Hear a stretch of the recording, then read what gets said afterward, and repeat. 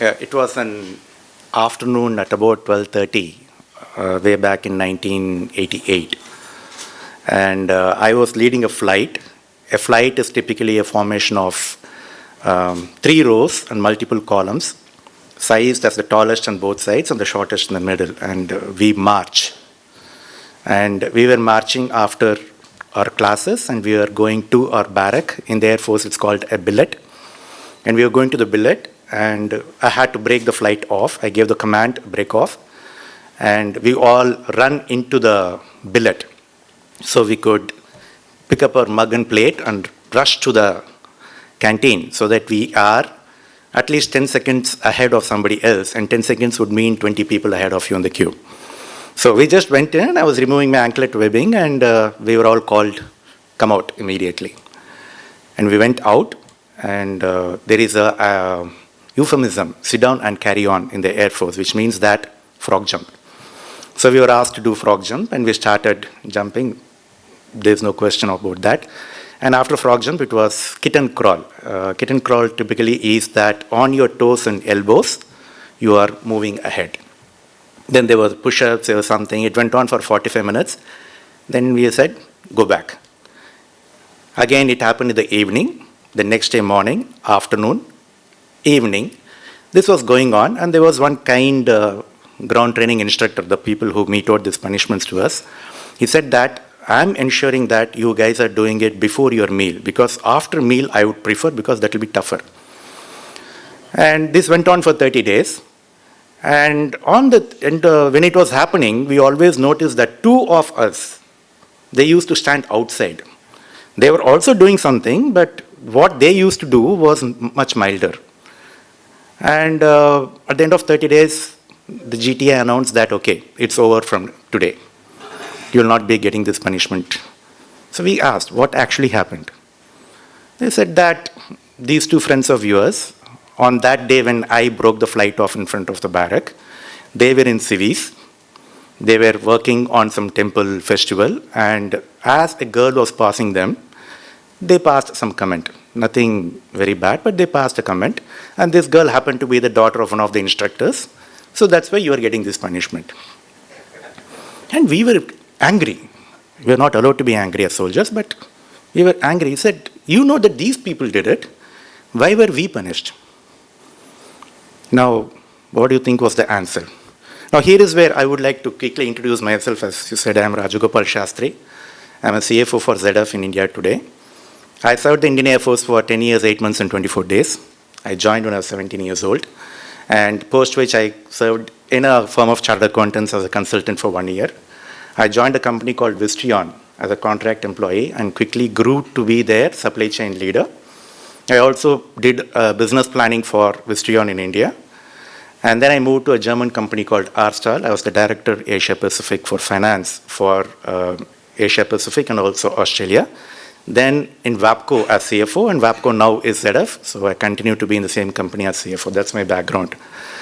I will be painting the pictures of, in the next few minutes when I talk to you, of what I experienced. So I'm not going to talk about statistics as a CFO would. So what do you think was the answer which we got when we asked, why is it that those 2 people, you know that they did that, and why is it that you're out punishing all of us? Generally, the unit has to incur the punishment as a whole. Yes. You are not stopped them. Absolutely. Good answers. No, you take the fault even if one person doesn't belong to the unit as an army or as a thing. They all take the Team responsibility. they all feel bad for it. Absolutely. They all feel bad. Very close. Very nice. The answer we got was, let us say you're all in the border and you're all under cover.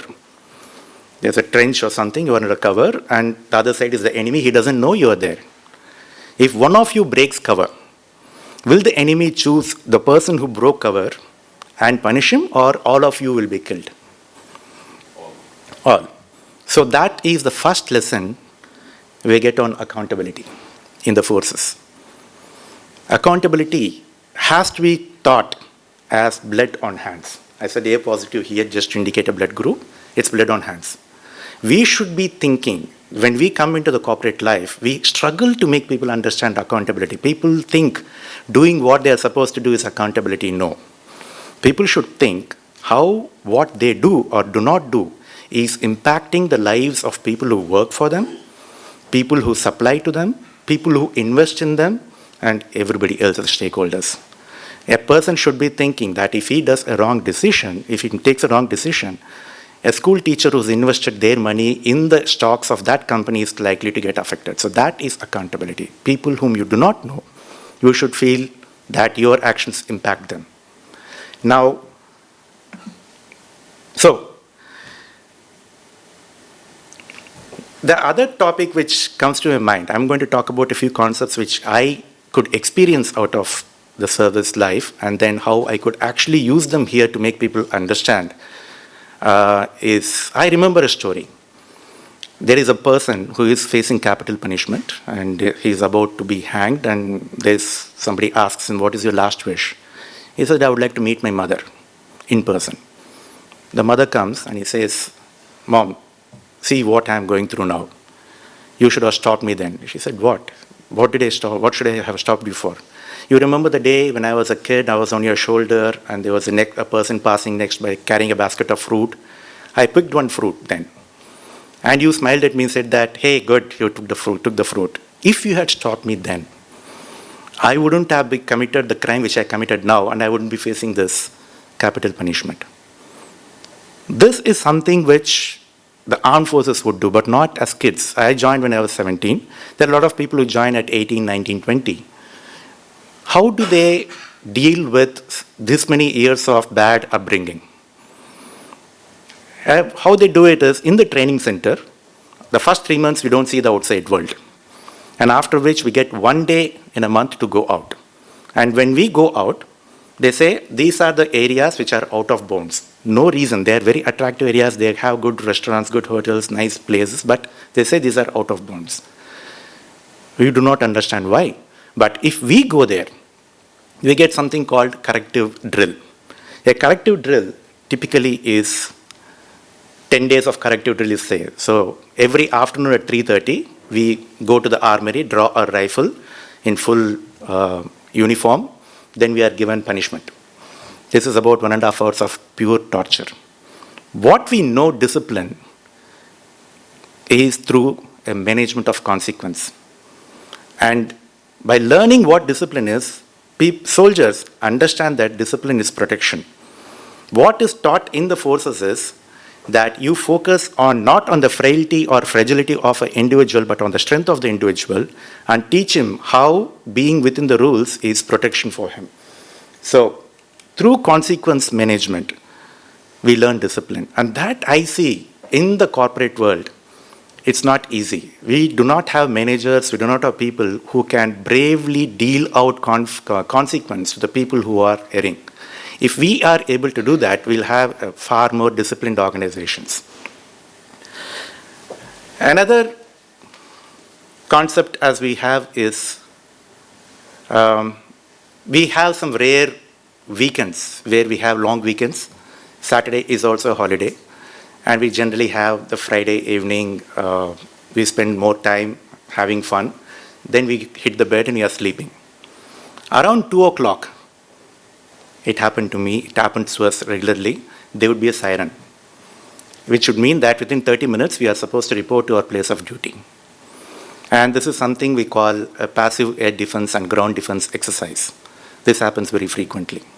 Now, why is that happen? From the time we report to that place, there is a sequence of events which we have to perform. And the time the siren came is called zero, or declaration of hostilities by the enemy. From that point onwards, we have a timetable about what happens every 30 minutes. Each one of us very clearly know what we have to do. And a true warlike simulation is performed. Now, we all know that in 1971, we had the Bangladesh liberation. And after that, in 1999, we had the Kargil War. 28 long years, no action. How do you think that we were still the better army? This is something which organizations learn, which have to learn.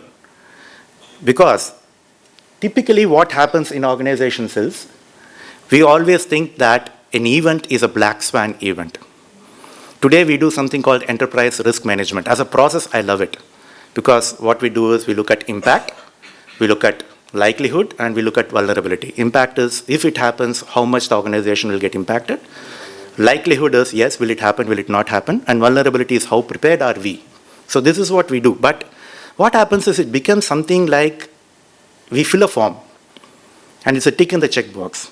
But in spirit and form, it is not done. But in the armed forces, this is done for real. So anticipation, as we want our people to have, is something which is built into the organization. As a good general would say, the more we sit in peace, the less we bleed in war. So this is something which I bring in here in my organization, that if we have an exercise which is a simulation of the truth, please ensure that try to deal with it as it is really happening. And something else which is interesting, which may seem simple, but how important it is. Before, I served in a place called Nal, which was about 84 kilometers from the border, Rajasthan. Temperature could go to 52 degrees. A lot of time I spent there. And in the midst of desert, sometime in the afternoon, our warrant officer would call that, saying that there is an anticipated friendly airstrike, so we have to dig trenches. Mid-afternoon.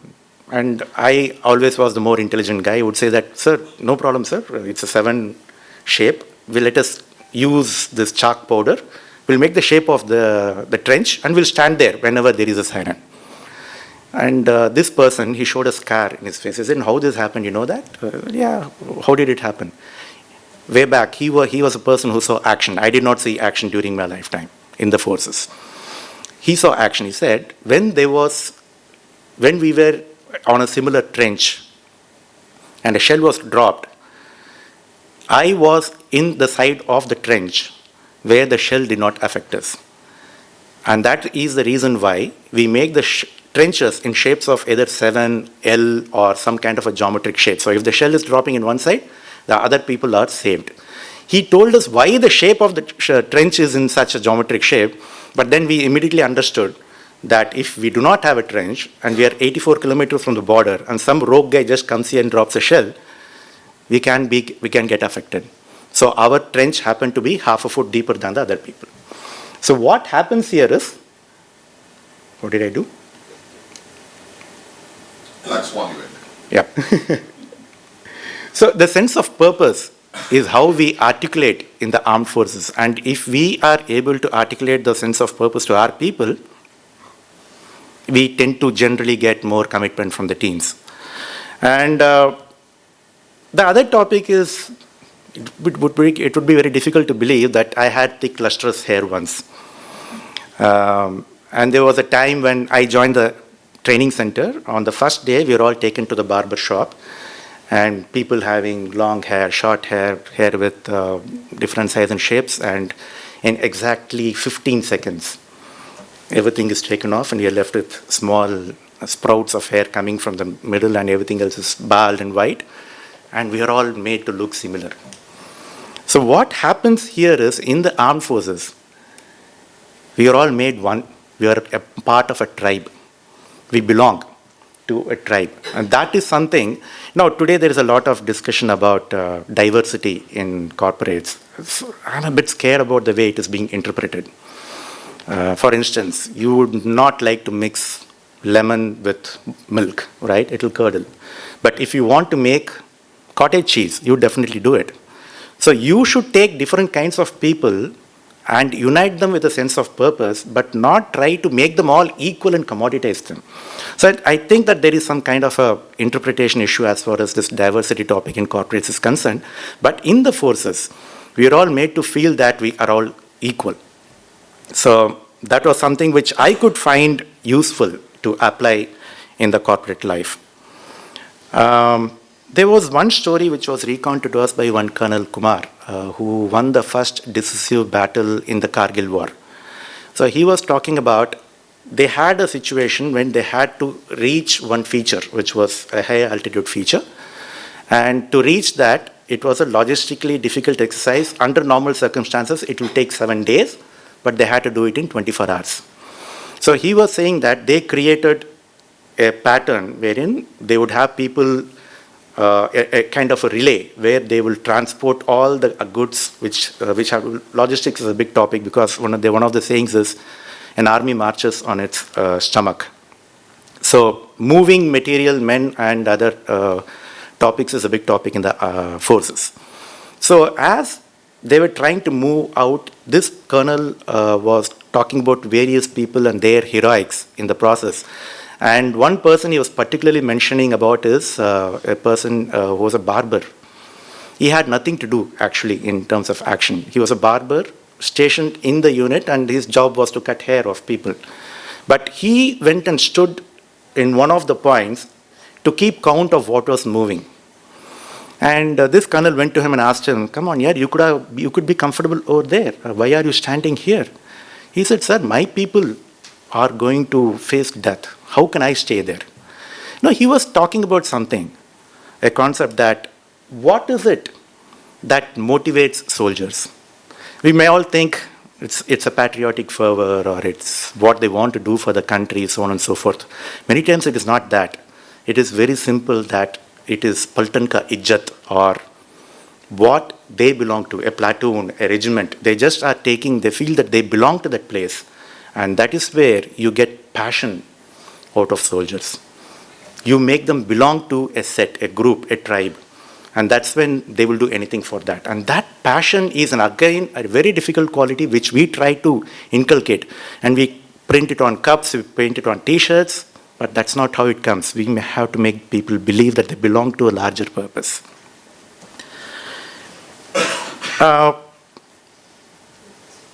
Now, many times in life, it is very easy. Are we okay with time?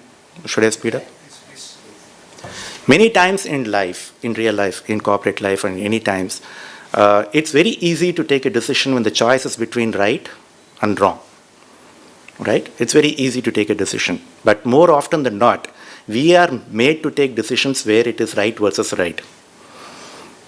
Right? Many times it happens. Like there is an example of a train driver and he is taking his train and there is an obstruction on the way and he has got a choice of taking a right turn where there is another obstruction. He has to, and both are living beings. He may have to take a choice which one he will save, which one he'll kill. So this is a choice of right versus right. It's not right versus wrong. And when you have such instances where you have a decision to be taken about right versus right and you have a leader who takes a decision, you do not want people questioning you. Right? In corporations, do you think you can be very democratic and tell everyone as to why a leader takes a decision? It's our duty as followers to write the decisions which leaders are taking. So what we learn in the forces is obedience. And how obedience comes? There is a very scientific theory to it. You know the parade movements, right? We do that left, right, and then we do this thumb, and we do the standard E's, Savdhan, Vishram. Everything involves stamping of your feet hard on the ground. And when there is a command, Savdhan, and a person would immediately stamp his foot and he comes to attention.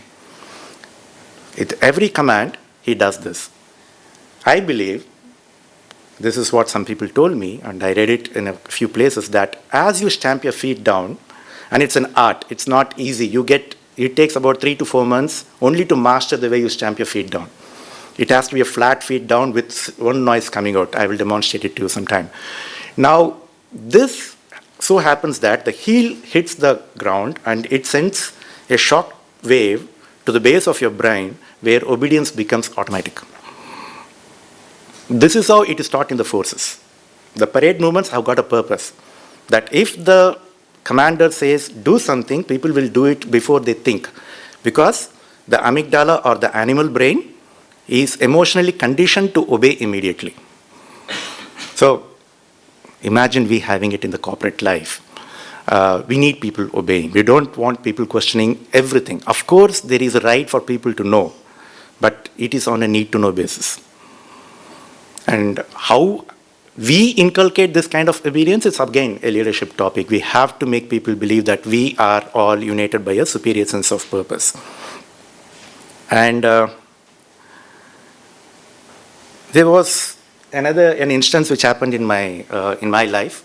We have something called a welfare meeting every month when I was in the training center. In this welfare meeting, people from my intake, I belong to the intake called 5 of 87. And these people came to me and said that, you speak well, can you stand up and ask the squadron commander who conducts the welfare meeting, ask him, can we get a chance to visit Goa? Our training center was in Sambra, Belgaum, very close to Goa. Can we go to Goa? Still wet behind the ears, and I did not know what it meant. I stood up and I started the sentence on behalf of intake 5 of 87. And he just stopped me there. For the next 15 minutes, he gave me such a dressing down. Even now, I'm embarrassed. I get hot all over when I remember that particular day. He was threatening me of court-martial. He was threatening me of the direst of consequences. And I came to know that the word we is not allowed in the forces. You cannot say we. You should say I and me. If you have a problem, you should say, I have a problem, please solve it for me. If you want to say something, you have to say I and me and never we. So automatically what happens is, okay, I skipped something. We are generally non-political in the forces. And politics are required, politics are needed. We need to have people talking to each other. We need to ask for favors, do favors. But it does get morbidly political at times at corporate. So as a soldier, if I could manage it with my teams that I never allowed them to get political in the way that they would come and talk to me about some individual. I always ensure that they will come, that I will call the other individual also, and we'll talk together in each. And I never allowed that kind of, and that helped me. It's proof that my methods were right, because I think I have grown to a certain extent. And the next one which you see on the screen is that to be a leader, you should know to follow. That's what is taught in the forces. You have to follow, you should know how to follow, because it is very hierarchical. Right? The forces are very hierarchical, and every person who is even one day senior to you, you have to obey him. And only when you are able to obey without questioning whatever your superior is asking you, you can command a similar kind of following from your people. And you learn leadership by following without questioning. And then in the forces, again hierarchical, and everybody is assigned duties. And for whatever they have been assigned, there is enough empowerment. Okay. So this is what we are. This is what I learned. I thought I will not make it too long and bore you too long. From a soldier to the corporate. If you meet soldiers, it's not an easy life. There are a lot of sacrifice. Just remember to respect them for whatever they are. There is not much they ask for. It's not very remunerative. It is not a comfortable life. It is a significantly high level of sacrifice for somebody who has to sacrifice his youth. Somebody who joins at 17, 18, some serve till all the way to 58. You give up a lot of your good life. But still they like it, because they are enjoying their life, and they are. The simple example is that whatever I faced during my times, was that we did it together. We were never singled out for anything. We always, even the worst punishments or the toughest times, we took it as a challenge, and we used to sing and enjoy. That is almost to the end of it, with one final thing. If somebody gets malaria in the forces, what do you think is the treatment for him?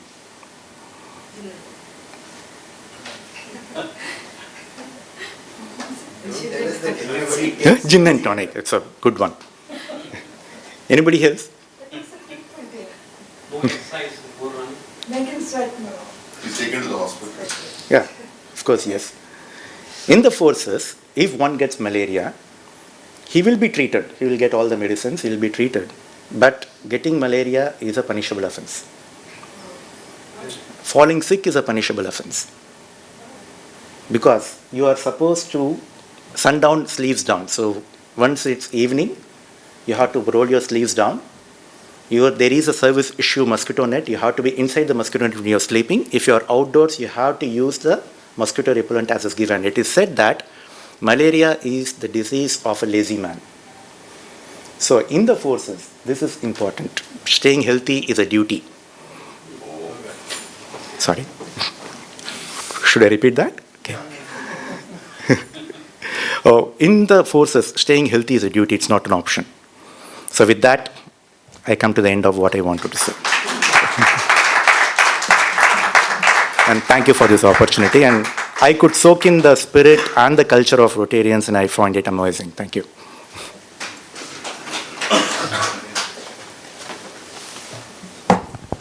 Thank you, sir. Thank you so much for the very interesting way of soldier's life with the management. I think definitely you should have come about 15-20 years before. At least I would have gone a little more better. Thank you so much. And as a token of appreciation, we would like to give a small memento. Thank you, sir.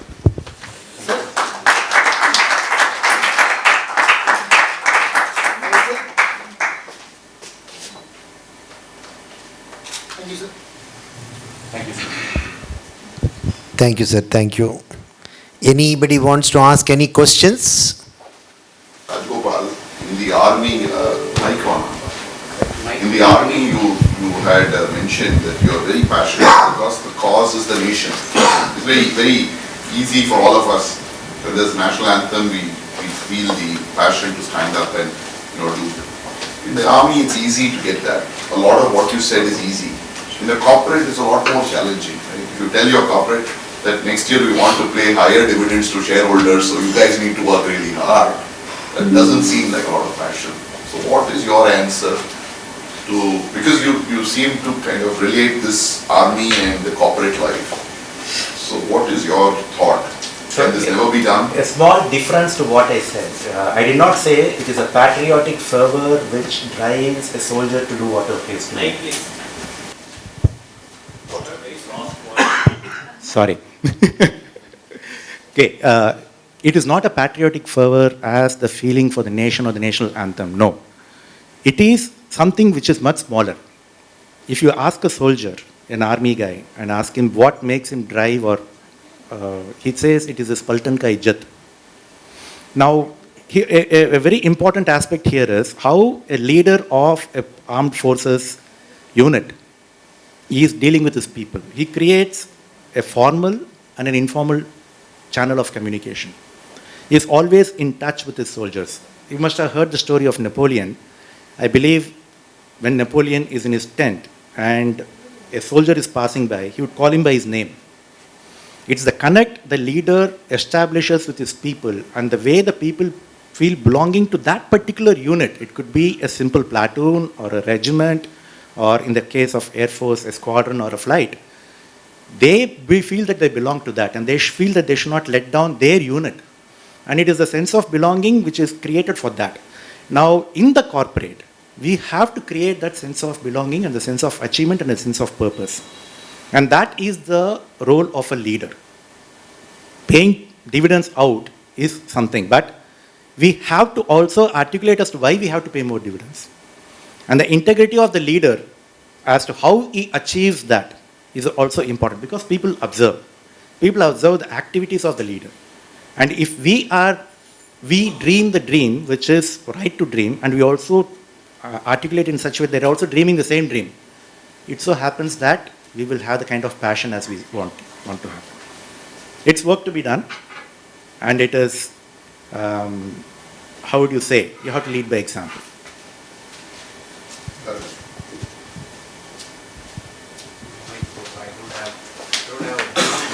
Voice that he has, I probably need the mic. Sir, thank you so much. Actually, I feel that today parents, leaders, and at work, everywhere, I have a slightly tougher deal. Because new employees, people coming in, they feel have a larger sense of entitlement, something that we didn't have when we entered the workforce. Um, Children today, you have to almost think twice before you know, condition them or, you know, admonish them. I wouldn't say slap them or whatever, which I've got a lot of, because that's almost criminal today. But admonishing them itself is, you know, is frowned upon. So actually, I somehow feel that it is not conditioning the youngsters today to face the challenges in the real world. So how have you dealt with this younger workforce that has a sense of entitlement, and how do you know, deal with that? So my first conversation when I was trying to get into the corporate world at a very senior level in my current job was that, is it working? Was that you are from the armed forces, you have lived life which is very regimented, you are disciplined. These people are not like that. The people you are going to work with are not like that. They would like to come late, they would like to do whatever they are doing, and they will not meet deadlines. How are you going to deal with it? I mean, my answer was I have to lead by example. I'm in the office at 8:30 in the morning. I leave whenever I have to do. If there is a meeting, I'm there 2 minutes ahead. I send a pre-read for what is going to be discussed in the meeting. I tell them this is the a desired outcome. This is the outcome for which we have this meeting. So I do this again and again. Today I have a team. When I joined this company, we had a team which was not enjoying the trust of a global ZF, at the time WAPCO. Today I am said to have the best team, best finance team in the global ZF, the most reliable. So it is something to do with us. So this is one part of the story. The other part of the story is, sir, you said you were slapped by the parent for something we did wrong, which we also do even today. If you have a child about to touch an electric connection, you will not wait to be polite. You will definitely slap, because it's the consequence. You want to teach a child that the consequence of touching that is as severe as the slap would hurt them. So we may have to devise ways of either denying a pleasure or denying something or give some kind of a consequence. And we should be brave to give the consequence. We should not see all that was denied to us. We go all out to provide to the children. We are not going to create strong people. We are all guilty. I am guilty. We are all guilty of making softies of the current generation by giving too much, making them feeling they are entitled. And at some point of time, it's going to change. I get very scared when people talk about today. It's fashionable to say that it is India's decade, right? In 2047, we are going to have 1.6 billion people, 20% of the global middle class, 15% of the global working class. $250,000 per person he will spend, we'll have the highest per capita income. All kinds of stories are floating around. It's very statistically endearing. But imagine a situation where all these folks are looking for, all the people at employable age are looking for gainful employment, and we are not able to provide it for whatever reason. You're going to have anarchy. So we have to cut down the expectations of people. And this is another area which I'm working a lot on. I'm looking at, for me, the latest concept which I think could take our world, whatever we are doing, to the next level in a very nice way is the environment, social, and governance initiatives. This is something which I personally believe that we have to use less of what is given by Mother Nature, and that's what we have to teach. In certain ways, the new generation is not all that bad, sir. They are not getting trapped in what we got trapped in all the material wealth which we wanted. These people are saying that I am okay to make do with less. I do not want to go ahead and impair myself, impair my ability to be free.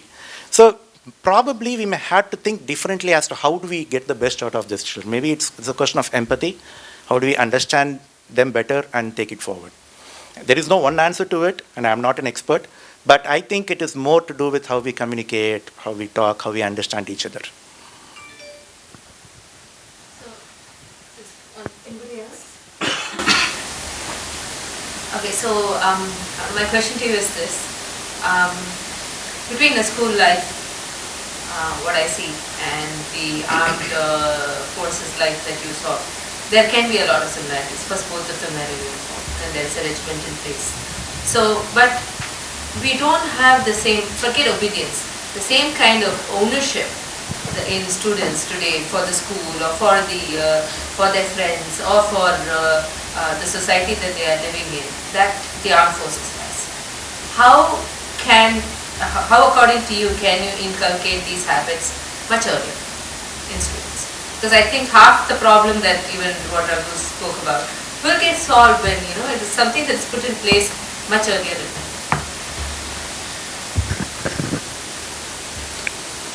I will put it this way. The answer is not an easy answer in terms of execution, in terms of the toughness which we have to deal it out with. If you want to school children and if you want a substitute of the armed forces regimental life to build strong citizens for the country or for the world, you may have to make schools as similar as possible to these armed forces training centers.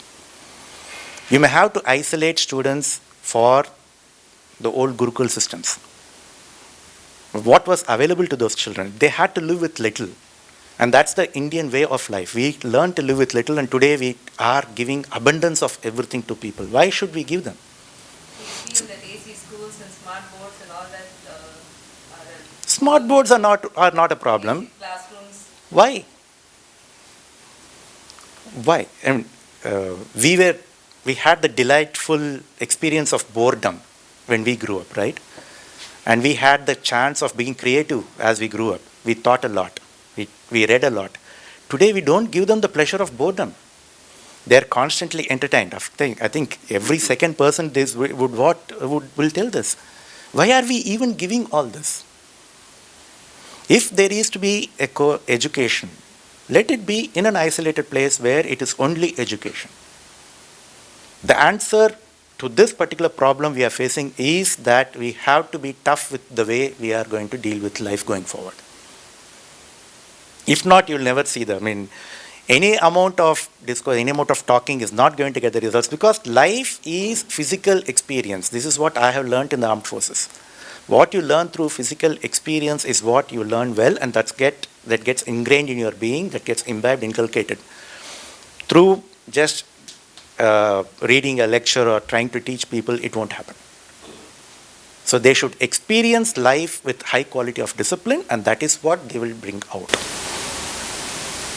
So are you planning to start a Gurukulam kind of a system post-retirement? You seem to be very passionate about it. Why not? Why not? I mean, I do, okay. My team today, they see that I cycle regularly, I run regularly, sometimes I cycle to work. Now all of them have started running marathons. So this is what we have to do. And if we have a chance of making, I mean, everything else can be dealt with, sir. You will appreciate that if we are healthy when we are 70, 80, we can still start a life over. And there is the old adage that, we say that when wealth is lost, nothing is lost. When health is lost, something is lost. When character is lost, everything is lost. I would even switch it. I would say that health comes last, because a healthy man will also have a healthy character. I think we should focus on, I would dream an education where people are physically available and are getting physically tough, healthy, and are learning. I mean, I think it's not a strange idea. A lot of people have this idea. I think we should get into some kind of an execution. Like my boss says, ideas are commodities. Execution is where we have excellence. So these ideas there probably maybe, yes, it's a good idea to mull on and take. Thank you very much, sir.